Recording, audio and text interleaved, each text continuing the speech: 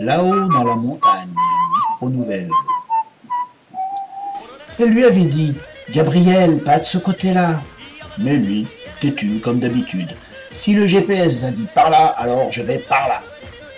Tu vois bien que ce GPS est complètement taré. Et puis Robert nous a bien dit, la petite route à gauche, vous descendez jusqu'au village et vous tomberez sur la nationale. C'est facile, vous descendez, toujours. Bah là, je te signale que ça fait un quart d'heure qu'on monte et que le chemin est de plus en plus étroit. Mais ma choupinette, le GPS a dit de continuer encore, alors ça va bien finir par rejoindre une route qui descend. T'es borné ou quoi? Robert a dit descendez, toujours. Tu comprends? Toujours. C'est vrai que là, je commence à douter un peu. Et qu'est-ce que tu veux que je fasse? De toute façon, on ne peut plus faire demi-tour sur ce petit chemin. En marche arrière, sur 600 mètres, avec le précipice à 50 cm. Moi, en pleine nuit, je prends pas le risque. Il va bien falloir prendre une décision. À ce stade des opérations, l'affaire semblait bien mal engagée. Et la dispute n'était pas loin d'éclater. Mais pire que ça, aucun des deux n'avait envie de passer la nuit perdue en montagne. Et c'est bien ce qu'ils étaient, paumés, comme un petit poussé sans ses cailloux. C'est alors que, dans l'obscurité, une lueur apparut sur les hauteurs devant eux. Faible d'abord, mais très rapidement, des flashs lumineux illuminèrent la nuit.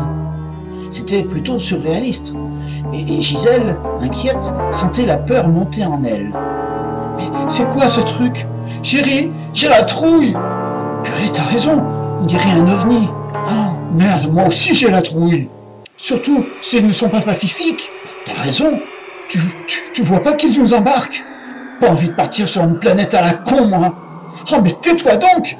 J'ai vraiment la trouille !» La lumière s'intensifia encore en perdant de l'altitude et le vieux couple n'était pas rassuré du tout.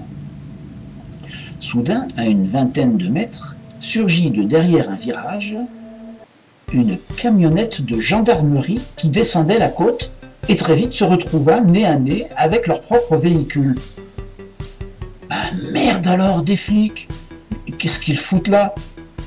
Un gendarme sortit sur le chemin et les rejoignit. « Monsieur, dame, vous êtes perdus? Comment vous vous êtes retrouvés là ?» C'est-à-dire, on voulait rejoindre la route pour rentrer à Genève et le GPS nous a dit de continuer par là. Le gendarme éclata de rire. « Genève? Eh bien mes pauvres, vous n'êtes pas rendus. Votre GPS, il doit être bourré. » Il rit de plus belle et rajouta goguenard. « Remarquez, il n'a pas tout à fait tort. Si vous continuez par là, vous arriverez à Genève. En passant par le Mont Blanc. »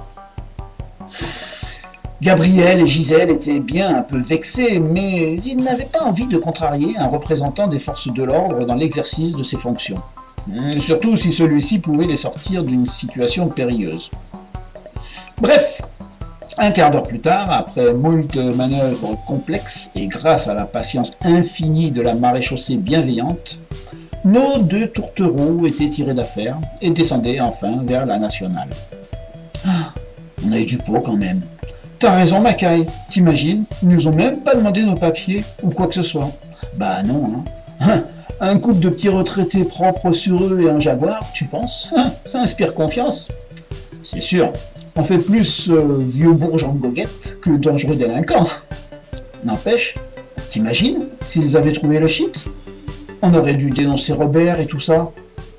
Pas sûr qu'on s'en serait tiré facilement cette fois-ci.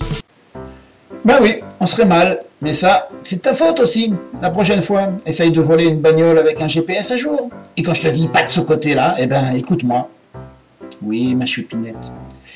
C'est bien toi qui as toujours raison. Allez, dans une petite heure, on est à la maison. En attendant, roule-nous-en donc un petit pour la route.